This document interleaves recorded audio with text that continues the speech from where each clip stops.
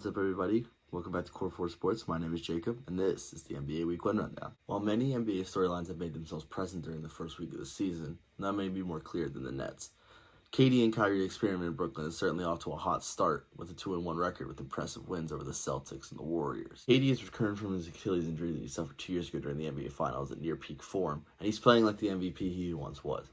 Kyrie is spreading the ball around to multiple Nets teammates, getting them involved in the offense, and the offense is flowing very well for this early in the season.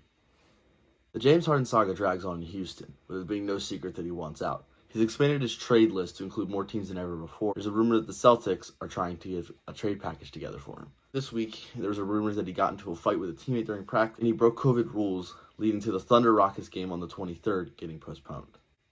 Two-time MVP Steph Curry is having a hard time leading the Warriors in the right direction. The team is currently 1-2, and 2 blowout losses to both the Nets and the Bucks.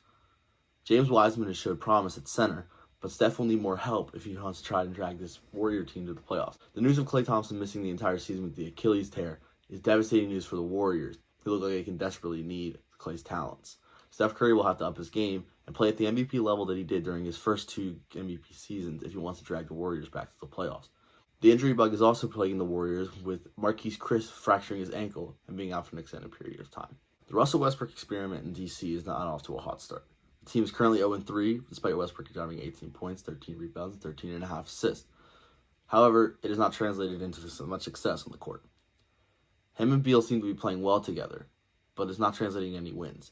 It is obvious they need help at the center position, with Robin Lopez and Thomas Bryant not getting done in the middle. On the flip side, John Wall was held out of the Rockets' first game against the Blazers due to COVID precautions, so we don't know how well he will mesh with James Harden. However, in the preseason, Wall appeared to be playing pretty well. The MVP race is heating up, with Giannis Antetokounmpo still being the odds-on favorite, with Luka Doncic following shortly behind. Steph Curry was ranked really highly among many analysts' top rankings. However, a rough start could be his downfall if the team isn't able to turn it around and make the playoffs. A dark horse candidate could be Damian Lillard. If the Blazers could get a top 3 seed in the West, he could easily become a top MVP candidate leading that Blazers team. LeBron James is always the name of the conversation, no matter how many seasons he's played. If he continues to lead the Lakers to the 1 seed, there's a very real chance that if the Bucks and Warriors struggle, his name could end up at the top. Another interesting candidate is Luka Doncic.